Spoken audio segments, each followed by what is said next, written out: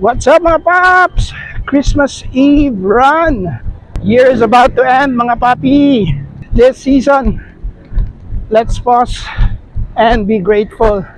Not just for the kilometers we logged, but for the bodies that carried us, the road that welcomed us, and the strength that showed up even on the hard days.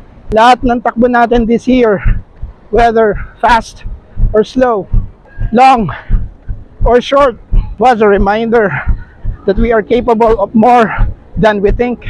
And as we celebrate Christmas, may we all rest well, recover fully, and return with renewed purpose.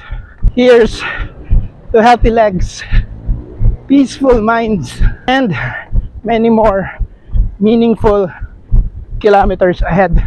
Keep running, keep believing, and keep showing up. Yan lang. Merry Christmas everyone. Run, run, run, Orcovia! Hee-hee!